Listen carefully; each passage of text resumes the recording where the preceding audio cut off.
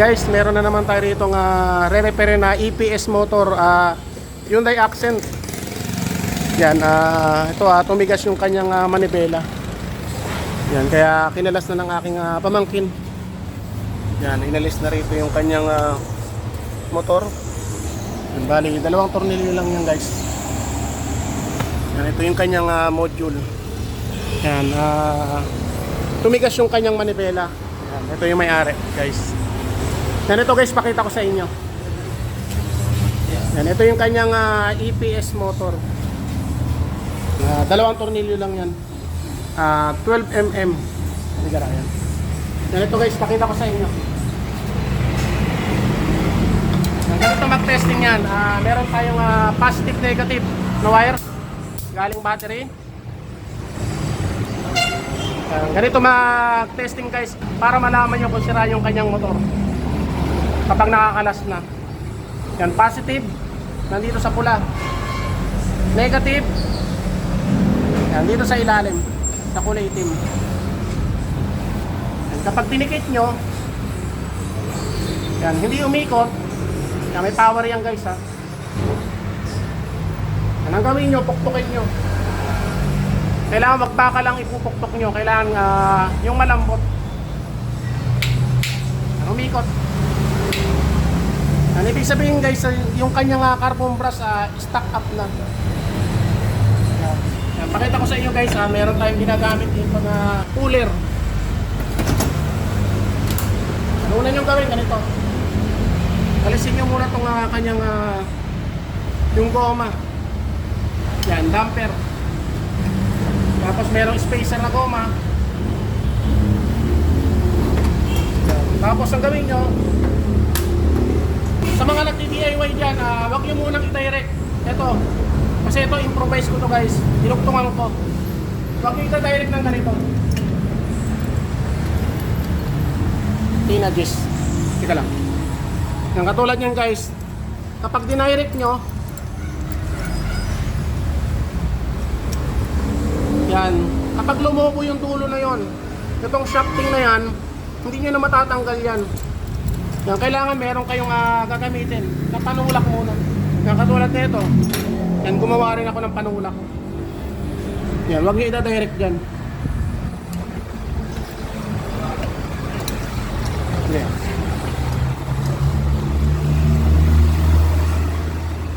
Yan, sigipan nyo lang.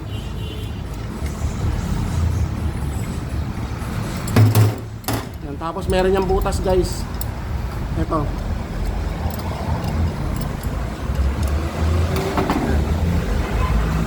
Kapag lumagutok, ibig sabihin na ngayon pa lang siya mabubuksan.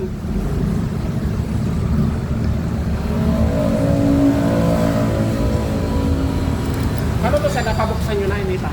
Hindi pa. Yan. Medyo malambot na sir. Hindi awalam na mayari natin. Ha? Hindi awalam na mayari. Yung iba kasi guys, lumalagotok kapag pinihit. Saka na po yan eh. Yan ito guys, lumubog na. Ngayon pwede na natin itiretso. Yan, meron din siyang ano yan, butas. Yan, may butas din yan. Yan yung ilalagay o sa sentro. Yung paluwag.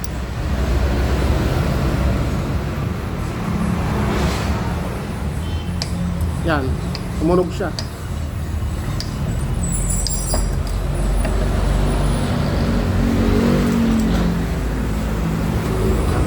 Yan, ito yung kanyang shafting.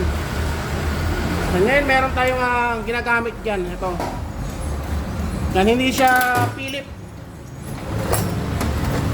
Yan, yung iba kasi Philip. Ito, flower.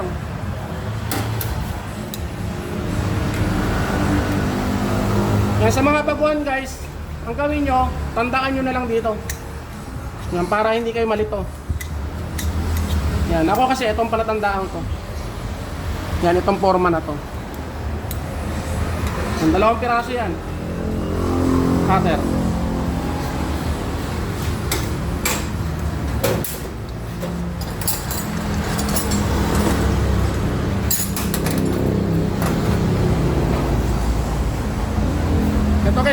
nyo lang dito. Yan, ipitin nyo. Yan, bago nyo punutin. Yan. Ito yung kanyang housing. Ito guys, pakita ko sa inyo ha. Kung ano lang nagiging sira niyan. Yan, ipukpok nyo lang ng ganyan. Kung meron kayong gato. Yan, ito yung kanyang contact. Yan, tingnan nyo guys, may gas-gas. Ito yung kanyang armature. Sarap to, sarap. Pero ito guys yung bumigay sa kanya. Stack up yung dalawang carbon.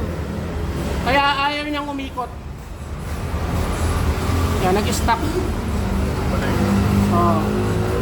Yan, ayaw nang maglaro. Yan, ito naman guys, hindi naman to na nauubos ang carbon brush. Umi-stack lang yan, lumoloko. Kapag lumoko yan, maiipit na siya. Yan, katulad nito, naiipit. Ito naman, yan, naglalaro siya katulad nito. Dapat ganyan siya naglalaro. Yan, turuan ko kayo guys. Pagtanggal na ito meron kayong pang sungkit. Sungkitin nyo rito. Yan, ganyan lang.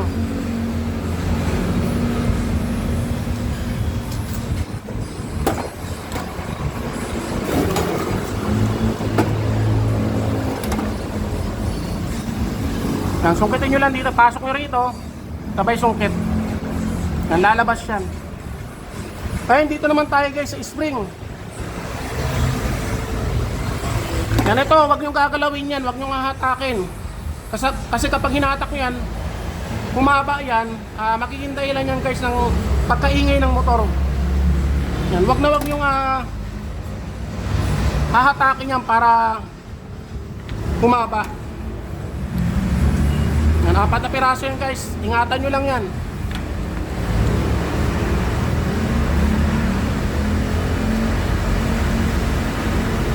Yan, 4 na piraso. Ngayon, dito naman tayo sa carbon.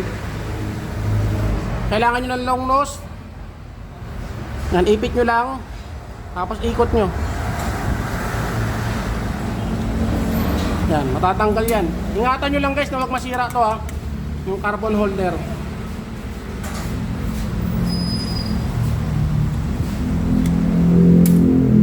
Yan, 4 na piraso yan guys.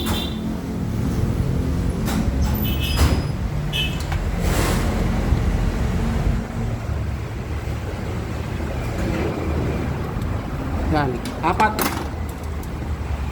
Tapos ito naman guys yung ating carbon brush na nabibili sa online, sa Lazada, Shopee, meron yan.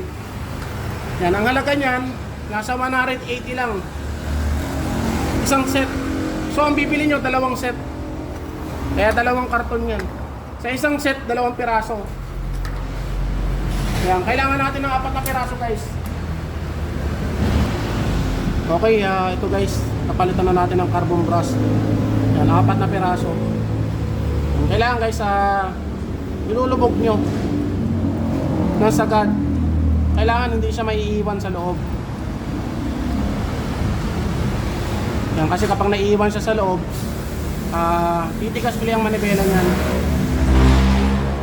Kailangan may place siya. Yan. Tapos ito yung ating nilinisan. Yan, ito guys, kapag naisalpak to o na-assemble siya, meron siyang konting tunog. Kasi itong contact na to, yung para sa armature, itong carbon, kumbaga maghihintay pa siyang kuminis. Yan, kapag kuminis na yan, ibig sabihin na mawawala na yung tunog niyan. So sa ngayon, medyo may tunog pa ng kaunti yan. Pasok na natin to. Yan. Ingatan nyo lang guys na huwag magasgas yung kanyang commutator. Yan, kaya natin na nililiha yan. Yan yung pinaka-contact ng carbon. Nilubog nyo lang ng ganito yung mga carbon brush. Yan, para pumasok siya.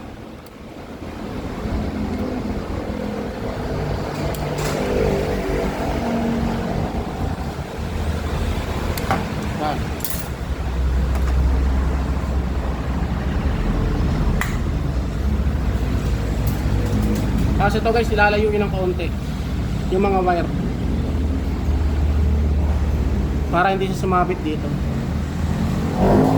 Ayun, pabalik yan. Ipitin nyo uli rito. Yan, para hindi siya higupin ng magnet. Ngayon yung tandaan nyo, ito. Kailan ipantay nyo yan. Yan, ako kasi ito yung palatandaan ko. Ito. Yung may goma na to sa may wire. Ayun, balik na natin to. Dalawang tornilyo.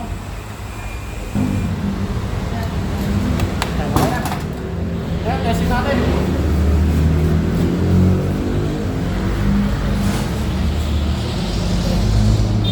Yan, negative. Itim. Positive. Sir. Okay. Diretso ikot na. Yan, tanggalin ko guys.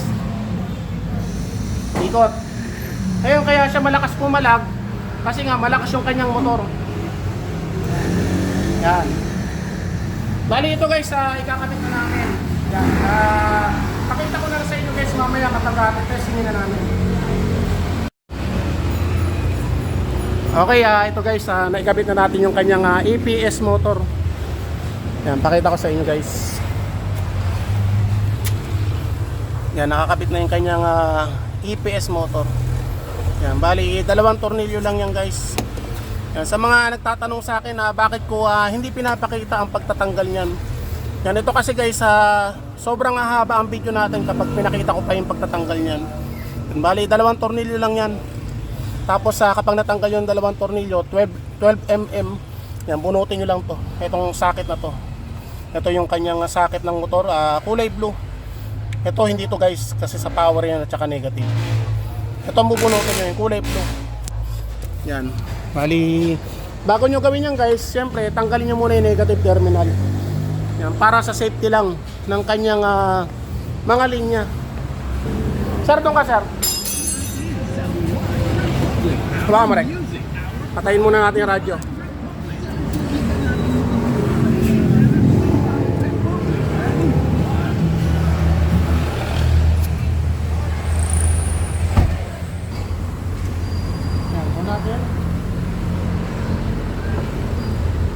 Start. Ito guys yung kanyang warning light o yung icon ng EPS. Kapag ini-start hindi namatayan, ibig sabihin may problema yung kanyang module, ano kaya computer box. Kailangan mamatayan pag ini-start natin. Mga 2 seconds. Yan, patay. Yan, dito na natin malalaman. Sir, matigas to kanina no? Parang ganun pa rin sir. Ganito katigas yun sir. Ito sir yung sinasabi ko na kapag hindi kumana, matigis may-ari. Tigas. Kaya nga sir.